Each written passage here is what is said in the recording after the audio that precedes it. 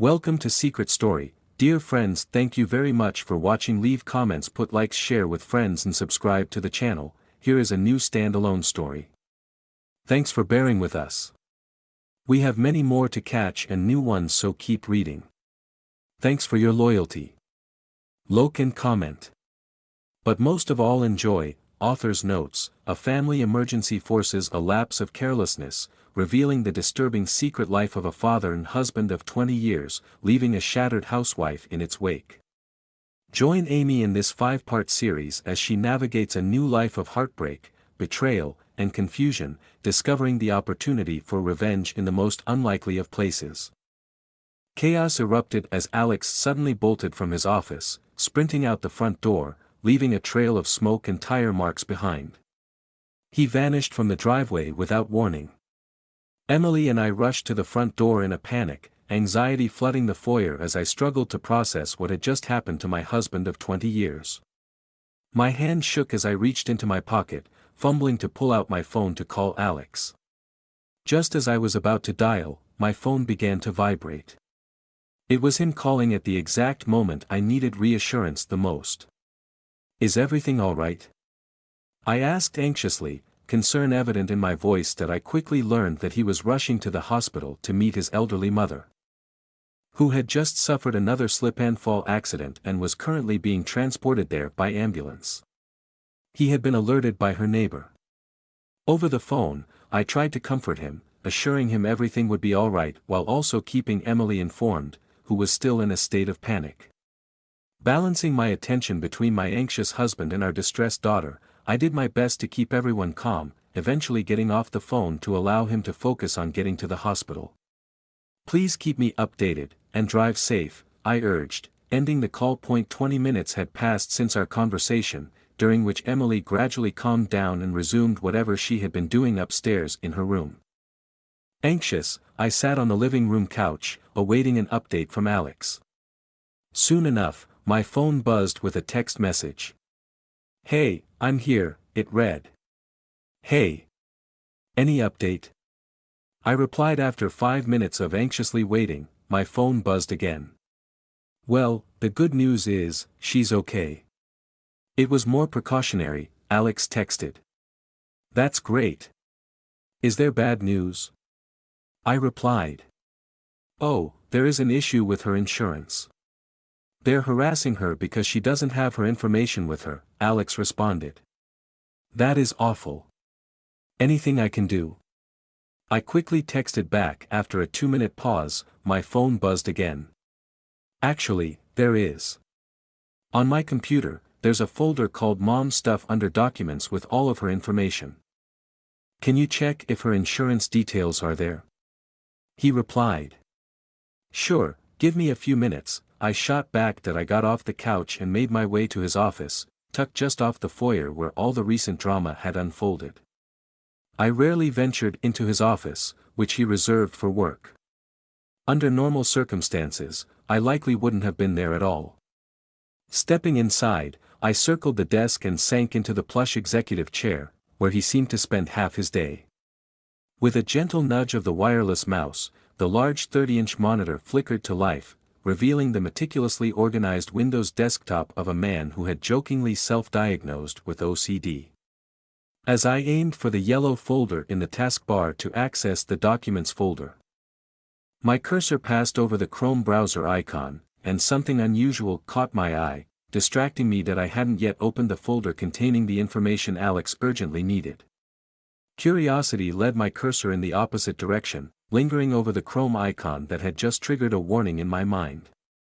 My heart sank as a preview window popped up. Lush Stories. What in the world was this? Clicking the icon, the window expanded, revealing categories staring me in the face. Was this some dating site? Was Alex cheating on me? What on earth was I looking at? Before I could even process what was happening, my shock was interrupted by my phone buzzing, the sound amplified by the solid oak desk. "Any luck?"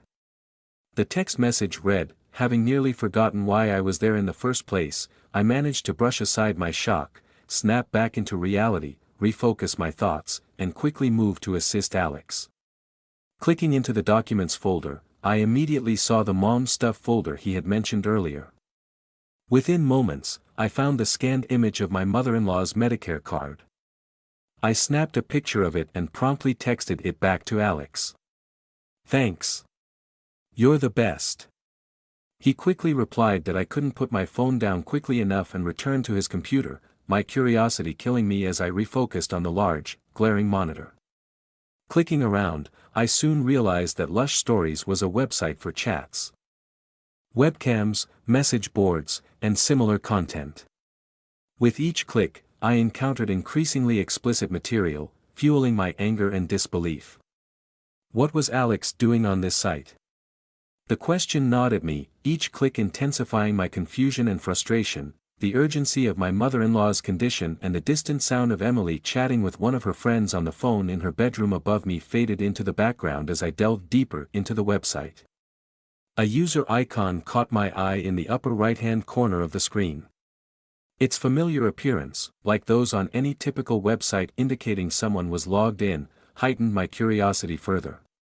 Compelled to uncover more, I hesitated briefly before clicking on the icon. Unsure of what I might discover next, who in the hell was Carl Snap 12? I thought to myself. My husband's name was Alex. My mind raced with confusion and disbelief. This had to be some mistake. The profile link seemed to scream out to be clicked, urging me forward. As I did, I landed on a page with tabs across the top: Lush Stories, Friends, Follows. Why were there numbers next to these tabs? I was puzzled. My heart sank as my eyes suddenly fixated on the phrase prominently displayed under my husband's pictureless profile. A wave of disbelief washed over me as I struggled to comprehend what I was looking at. I had caught my husband red-handed, his secret online life exposed amid his rush to see his elderly mother in the hospital. How long had this been going on? What else didn't I know about the father of my child and husband of 20 years? I couldn't help myself as I instinctively clicked on stories, noticing the little red badge with a 2 inside, indicating there was content to be seen. Curiosity mixed with dread as I was led to a page that made my stomach churn. My husband had authored what appeared to be a multi-part story for this website called The Hall Pass. The title alone was enough to make my heart race. I was confused and horrified. Was this what Alex had been doing during all those late evenings in his office he claimed to be working? I was shell-shocked, almost short of breath. Despite my turmoil, curiosity overwhelmed me. My finger hovered over the title The Hall Pass, Part 1, nearly clicking it against my will. I was fully immersed, my mind racing with questions and emotions, trying to process what was happening. Just as I was about to give into the temptation and delve into the story, the loud vibration of my cell phone on the solid oak desk abruptly broke my concentration, snapping me back into reality. "Hey, I'll be home in like 10 minutes. Do you need anything?" The text from Alex read. "No thanks," I replied, wrestling with how I was going to handle this situation. Realizing there was no time to plunge into the story Alex had written, I swiftly closed the incognito window in Chrome, ensuring it appeared as if he had closed it himself before rushing out the door earlier. At this point, I knew it was crucial to avoid any suspicion that I had stumbled upon his secret life while searching for his mother's insurance documents. After carefully restoring the Windows desktop to its original state and repositioning the chair to the position it was in when Alex abruptly left the office, I returned to the living room and sank into the couch.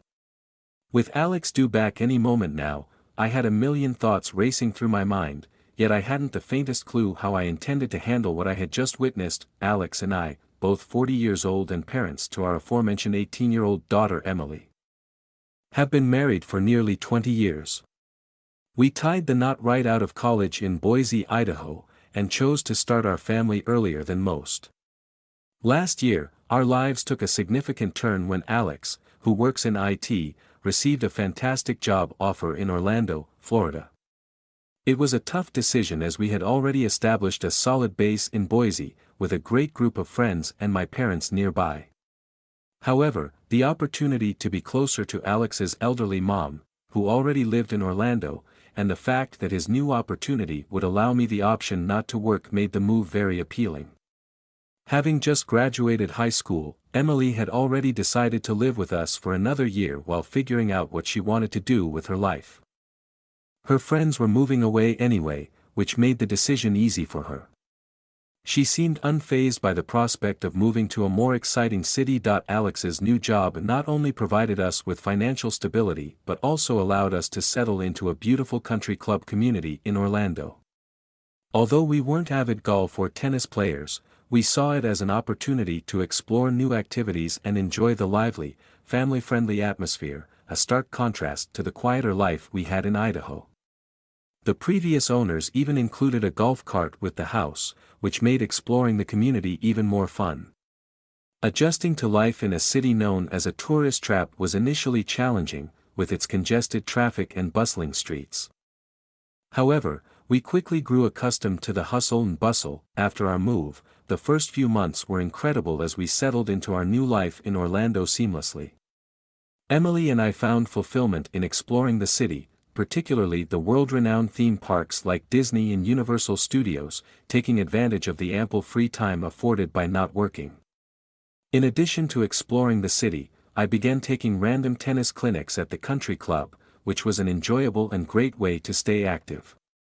Meanwhile, Alex became increasingly absorbed in his work, often spending late nights in his home office after everyone else had gone to sleep. His dedication to his work didn't concern me much at the time. He remained present at home and allowed me to fully enjoy the freedom of not working, a lifestyle I had quickly become addicted to. Physically, what can I say? That's me on the story cover. Run if you dare. As a typical mother approaching my mid-40s, my dedication to staying in shape extends to the occasional tennis clinic at the club or walking around theme parks with our daughter. I wouldn't describe myself as fat, but more on the chubby side, if I'm honest. Standing at 5 feet 6 inches and weighing around 170 pounds, brown hair tinged with a reddish hue, and a complexion adorned with freckles that blend into a tan. My body carries a subtle softness, a reminder of the baby weight that never entirely disappeared after 18 years.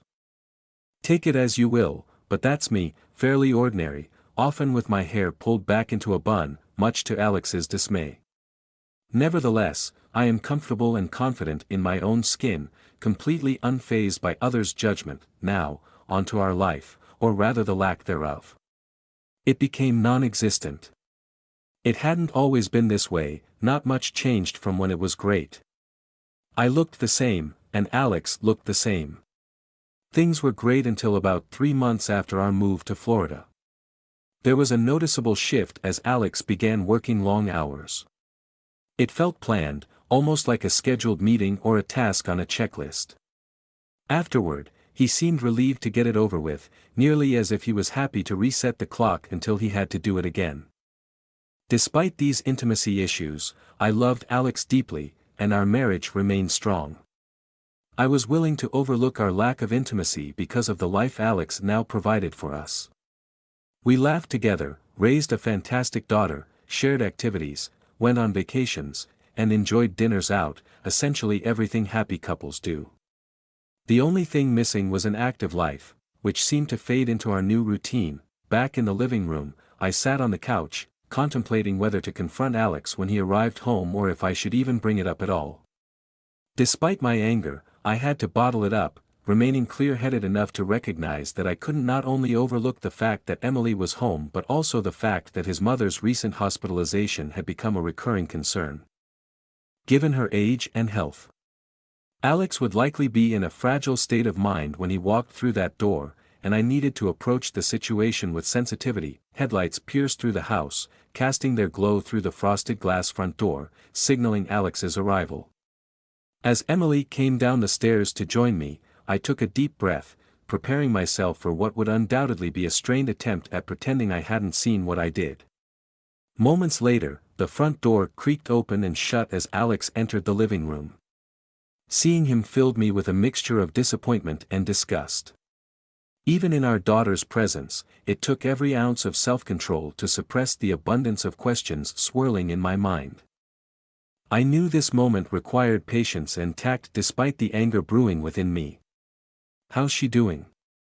I asked, looking toward a man I wasn't even sure I knew anymore.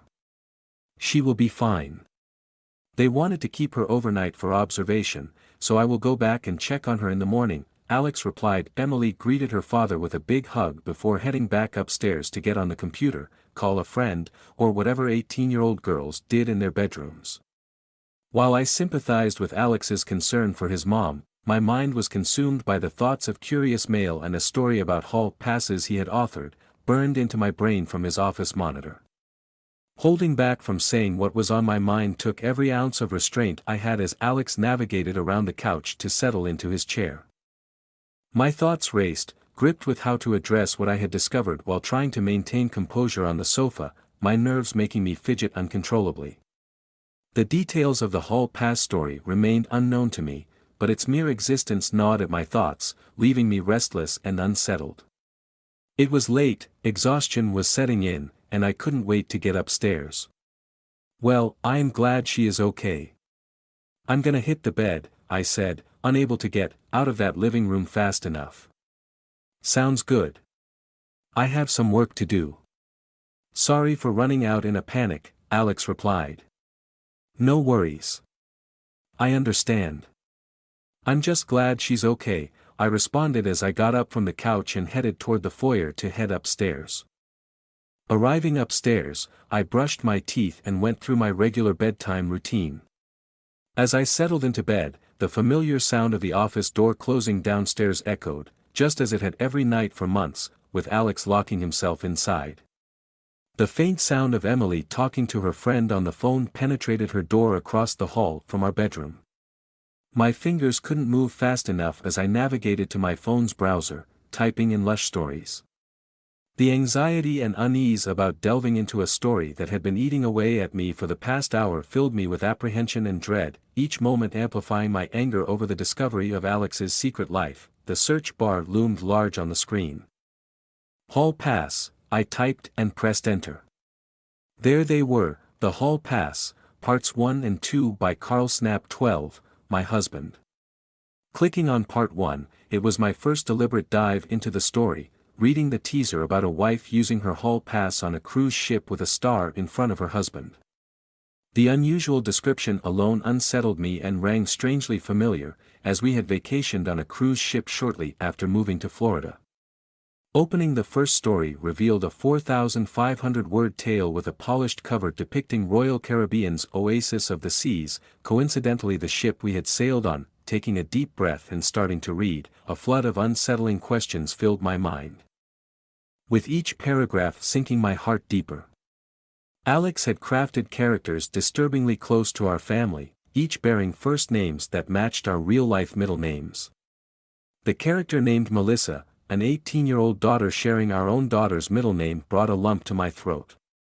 Disgust set in as fiction blurred into an eerie resemblance to reality. In his story, Alex depicted us as successful lawyers, replacing my appearance with that of a younger, slimmer, freckled Hollywood actress while portraying himself as an out-of-shape slob on the brink of losing control of his wife. My stomach turned as Alex described in vivid detail a fictitious marriage that mirrored our own. It seemed as if he had intentionally sabotaged our relationship for the sole purpose of creating a real-life twisted narrative to write about in his story. Each paragraph felt like a betrayal, as he injected our real-life struggles into his tale, attempting to fictionalize and perhaps improve it through his warped mind without ever attempting to address or mend our issues in real life. It was as though he found solace in crafting a fantasy world rather than facing the challenges of our actual lives. Continuing on, I quickly learned that the stomach-churning intro had been benign compared to what lay ahead. Alex introduced the star mentioned in the teaser, a man called Danny D. I hadn't watched much, and any I had seen was way before marriage and long forgotten, so I had no idea who this man was. Naturally, curiosity immediately got the better of me, and I opened another browser tab to search for star Alex had included in the story. Another lump formed in my throat as I unblurred the images that had appeared. As Alex crafted a vivid and intricate conversation between this star and the character that had clearly represented me, albeit a far more attractive version. I was utterly floored by the dialogue he had written. The level of detail was astonishing, every word and gesture meticulously described, drawing me into a scene that felt disturbingly real. In his narrative, he depicted me as a drunken floozy who callously ignored her husband to pursue a star for her supposed hall pass. The story's conclusion, with the three of them heading towards the star's room, left my heart burning with anger. The final, devastating touch was the mention of our daughter witnessing this scene during a deck party, a detail that twisted the knife deeper and made my blood boil. I dropped the phone on the bed, took a deep breath, and tried to process what I had just read. It felt like Alex was living out some kinky desire through these erotic tales, replacing our once passionate relationship with his disturbing fantasies. It all seemed surreal and deeply unsettling. Despite needing a break, I knew there was zero chance I would be able to fall asleep, consumed by thoughts of what the second part of his story might reveal. Picking up my phone again, I felt trapped in a nightmarish reality I couldn't escape as I navigated back to my husband's profile. A lump again formed in my throat, this time nearly choking me, when I saw a green online now next to his name. Not even a recent hospital scare for his elderly mother had been enough to break a habit that now stood confirmed in what he did in his office after our family went to sleep. Anger surged within me as I imagined Alex downstairs in his office, pretending to work while his wife and daughter lay just above him. Was he crafting part 3 of this deranged hall pass story I was reading? Was he chatting with people on the website? I couldn't understand why I continued to torture myself. Why couldn't I just put the phone down and confront him? The curious male label stamped on my husband's profile suddenly became clear, barely 2 paragraphs into part 2 of his hall pass story. It was surreal to witness a man I'd shared 2 decades of marriage with write vividly about a speedo-clad star dancing around a cruise ship room to disco music. It had been over 6 months since Alex touched me physically. Yet, his detailed description of this woman who represented me, was more vivid than I could have ever imagined. I struggled to make it through the rest of the story, my blood pressure increasing with each remaining paragraph, until I could barely hold the phone. The narrative had taken an unsettling turn, culminating in explicit descriptions that shook me to my core. Each paragraph felt like a betrayal, challenging the very foundation of our marriage and leaving me reeling with disbelief and hurt. In the aftermath, as I lay there, swirling questions haunted me. The uncertainty gnawed at me, amplified by the distant sound of Emily's laughter seeping through her closed bedroom door, a stark reminder of normalcy amid my unsettling discovery. The situation was not only overwhelming but also deeply embarrassing, casting a shadow over our family's stability. As I wrestled with how to confront Alex, a part of me wanted to storm downstairs, kick open his office door, and demand answers. Yet, I knew that impulsiveness wouldn't solve anything. How would Emily react to such a revelation? What impact would this have on her innocence and sense of security? Having seen the toll divorce takes on families, even those with older children, I knew I had to approach this with a long-term perspective, carefully considering the best way to address this. Despite the unsettling knowledge that Alex was in the office directly below me, I somehow managed to fall asleep. The thought of him being so engrossed in his fantasies while I lay there trying to process everything felt like a betrayal, especially knowing that his very own daughter was in the room right next to me. Despite the turmoil, exhaustion eventually took over, and I drifted into a restless sleep filled with fragmented nightmares and unresolved questions. The following morning greeted me with a heavy sense of dread, clinging to the hope that the previous day had been nothing more than a surreal nightmare. Waking up to find an empty bed and a note on the nightstand from Alex, explaining he had gone to the hospital to check on his mom, confirmed the harsh reality I was facing. Descending the stairs, my eyes involuntarily drifted towards the office, now a symbolic focal point of our crumbling marriage. Uncertainty clouded my thoughts about how to navigate the aftermath. I wasn't sure what action to take next. But I knew I couldn't afford to remain passive in the face of this new reality. That I was on the verge of confronting Alex but ultimately restrained myself. Witnessing how divorce had shattered the lives of close friends and their children, including older ones, convinced me I didn't want that fate for our daughter Emily. The potential impact on her weighed heavily on my mind, creating an inner turmoil that was hard to ignore. A sense of urgency gnawed at me. I knew something had to change, but at that point, uncertainty clouded my path forward. I needed to find something to occupy my mind, to keep me from spiraling into despair and losing myself completely. Upon moving to Florida, adjusting to life as a stay-at-home housewife took some getting used to. I had imagined a much busier lifestyle but suddenly found myself with an abundance of free time. Apparently, raising an 18-year-old daughter wasn't as time-consuming as I had pictured it in my head. While visiting theme parks, occasionally joined by Emily, kept me occupied most days while Alex worked, I eventually grew bored. After receiving several newsletters from the country club about beginner tennis clinics, I decided to give it a try within the first couple of months of our move. I found it enjoyable but never took it seriously. Unfortunately, I was terrible at it, and it highlighted just how out of shape I had become. Despite my lack of skill, I managed to get to the court once or twice every couple of weeks for clinics, which at least helped me stay active. Amid the recent turmoil at home, I desperately needed something to occupy my mind beyond endlessly fuming about what Alex had done and continually plotting if and when I would confront him. Tennis at the club suddenly became my sanctuary, offering a much-needed distraction. I immersed myself in the sport, transitioning from random introductory clinics to playing multiple times a week. During this time, I discovered that the club had leagues catering to different skill levels, which was a delightful surprise. It was reassuring to know that I could play with other women who were just as inexperienced as I was. This newfound commitment to tennis seemed the perfect solution to channel my energy and emotions away from what had now turned into a miserable life for me at home.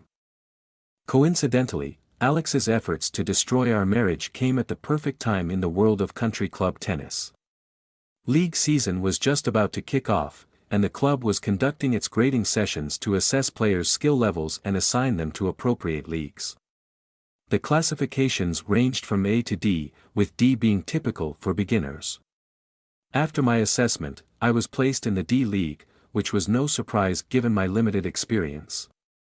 I soon realized this league focused on doubles play, unlike the singles I had become accustomed to during the clinics. Despite the adjustment, I eagerly anticipated the upcoming league starting the following week. As practice started. 3 weeks removed from my horrific discovery, I found that the D League was relatively small, consisting of only 4 ladies, myself included. Among us were 3 women who had already formed a close bond from playing together for multiple seasons. Despite being the newcomer, I quickly found common ground with these ladies and immediately began to bond with them. They were wonderful and, like me, primarily out-of-shape stay-at-home housewives from the neighborhood who had turned to tennis to stay active and fill their days. Each league was assigned a coach from the club's tennis staff, and ours was Tommy, the junior-most staff member at no more than 21 years old, who seemed more suited to a beach lifeguard station than a tennis court.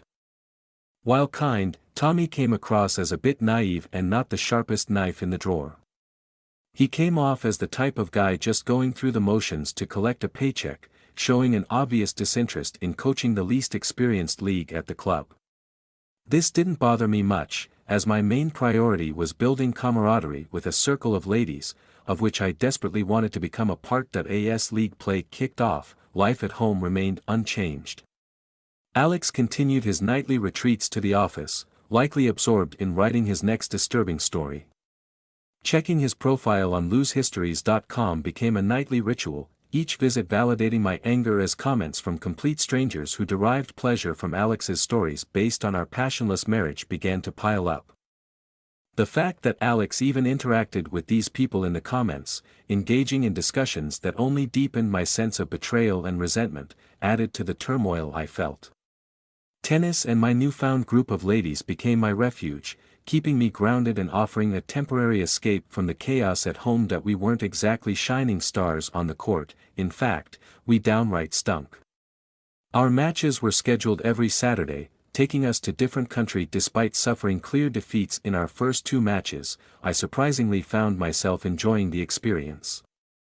Weekday practices, if you could even call them that, were laid back and practically non-existent, overseen by Coach Tommy, whose indifference toward our improvement couldn't have been more apparent. What immediately stood out was how these women valued socializing on the veranda, sipping pricey cocktails, and exchanging neighborhood gossip rather than focusing on actual tennis practice.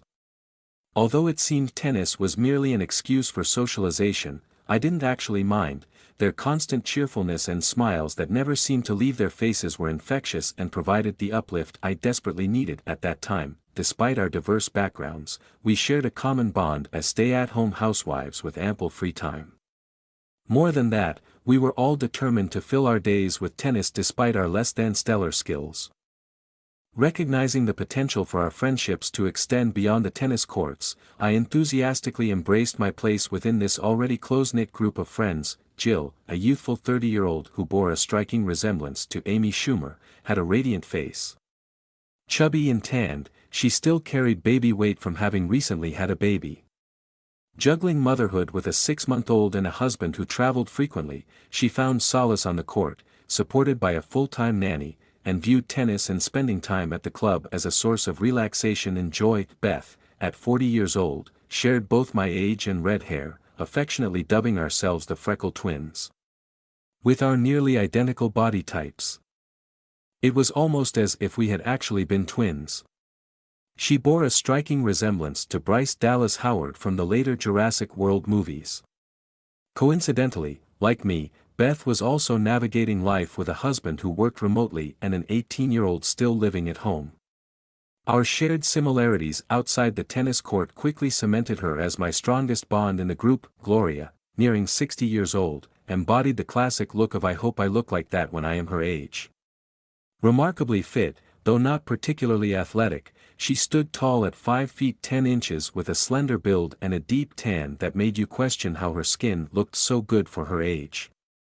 Her long black hair added to her striking appearance. Naturally, she assumed the dominant, almost motherly role within our group, and it was apparent that both Beth and Jill looked up to her with admiration and respect. The veranda overlooking the courts had become my sanctuary after practices. Conversations flowed as freely as the overpriced cocktails, providing an escape from the turmoil at home. Gossip about the neighbors we all shared, which I never would have known or cared about, now intrigued me, adding a sense of normalcy to my chaotic life. The nightly social hour was more than just idle chatter, it was a lifeline. Listening to the ladies' complaints about their husbands and home lives, which seemed trivial compared to my situation, often made me laugh inwardly. At least your husbands aren't closeted homosexuals writing tales about their twisted fantasies, I would think to myself. As the weeks went on, my friendship with the ladies continued to blossom.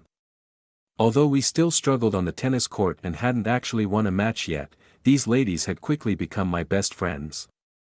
One evening, during drinks on the veranda, Beth asked me if I had an application called Signal on my phone so she could add me to their group chat. I had never heard of it before, but I quickly learned it was a chat app similar to WhatsApp or something along those lines. While I was a little confused at the time about why they hadn't just used regular text messaging to communicate, I quickly downloaded the application. I signed up, and Beth added me to the group almost immediately. The ladies' chat was a blast from the start. Beyond just coordinating practice sessions and travel plans for our away matches, it was the first sense of friendship I had felt since moving to Florida.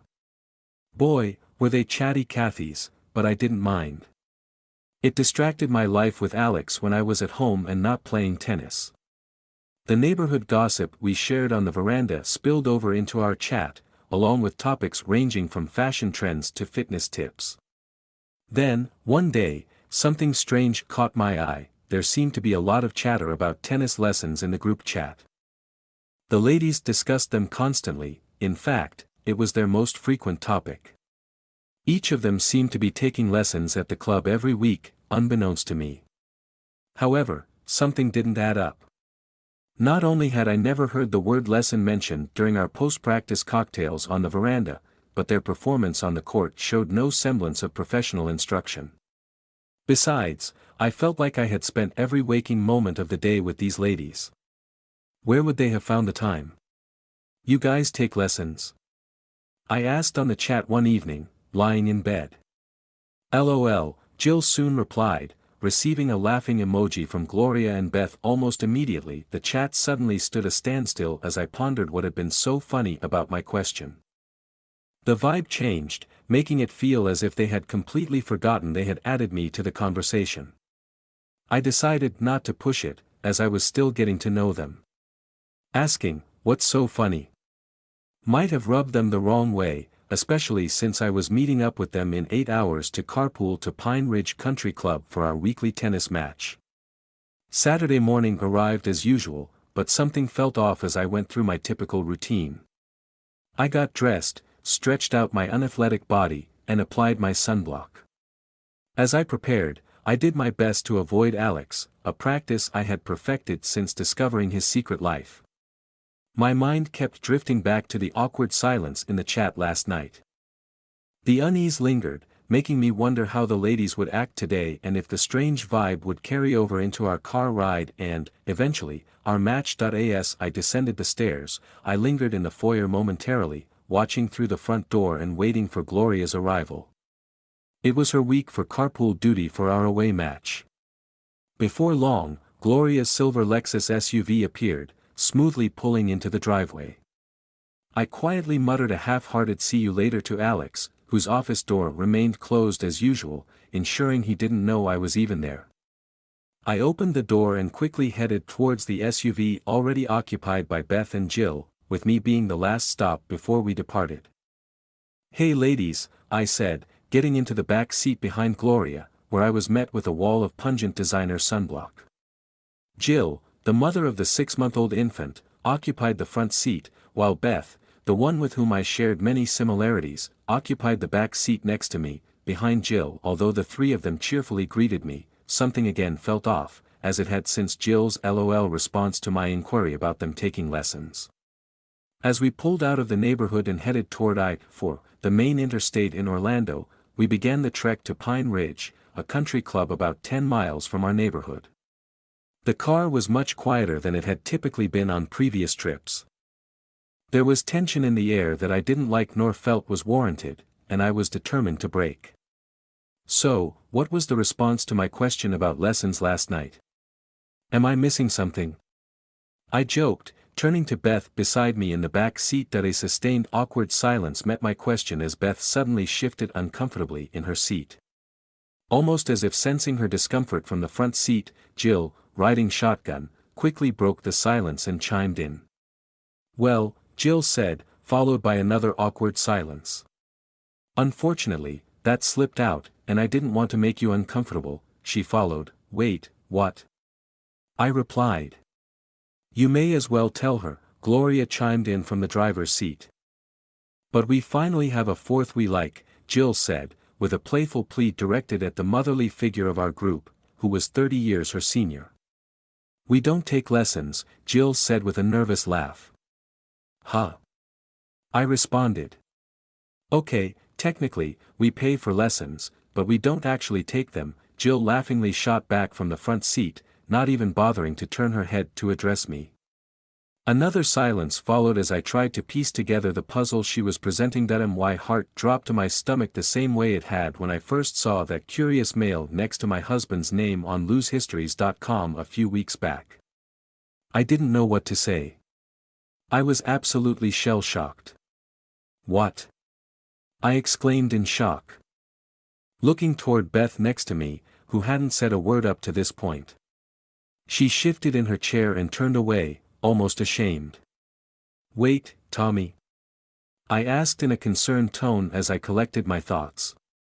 "The one and only," Gloria laughed, met by a giggle from Jill. My head was spinning. What in the was happening in Florida? Was there something in the water? "Tommy, our coach?" I hesitantly asked, seeking clarity to a rhetorical question I already knew the answer to. "Yep," Jill confirmed from the front seat. Finally injecting herself into the conversation, Beth nodded and looked at me. Another awkward silence filled the SUV as the three ladies likely waited to see how I would handle the shocking news I had just received. Before I could fully process it, we were already pulling into Pine Ridge, almost as if the timing of the conversation had been meticulously coordinated. The sudden arrival felt nearly too convenient, giving me no time to react or process what had just been thrown at me. It was a tense day at Pine Ridge Country Club. My mind was consumed throughout the entire match, distracted by the weight of the impending ride home. I found it hard to focus, my thoughts constantly drawn to the ladies and, more specifically, my partner Beth, whom I had always seen as a mirror image of myself. I struggled to process what I had just learned, impacting my already non-stellar play. Beth and I, as usual, faced another resounding defeat, adding to the familiar pattern of weekly losses. Within just an hour, both teams endured straight-set defeats. Packing our tennis gear, we made our way back to Gloria's Lexus, the engine barely having had time to cool. As we pulled out of the parking lot and headed toward the interstate, lingering scents of worn sunblock and subtle hints of activated deodorant added to the claustrophobic cabin, again filled with silent tension. I noticed Gloria peeking at the rearview mirror every few seconds, clearly trying to gauge my demeanor from the bombshell they had dropped on me just an hour before we hurriedly left for the court. "I hope that didn't make you uncomfortable or mess things up for the group," Gloria said, breaking the awkward silence. She glanced at me in the rearview mirror, her expression almost pleading for my response. "I'm good," I replied, even though I hadn't been in that moment. "How long has that been going on?" I casually asked. "About a year for Beth and I," Jill chimed in from the front seat. "All of you?" I responded hesitantly, with each exchange punctuated by what felt like a 3-second awkward silence. "Yeah," Jill responded, met with the giggle of a woman old enough to be my mother. I was in complete shock, glancing over at Beth, who had barely spoken a word, offering only a few nods during the ride to and from Pine Ridge, still seemingly embarrassed to look at me. "But," I began, attempting to finish a rhetorical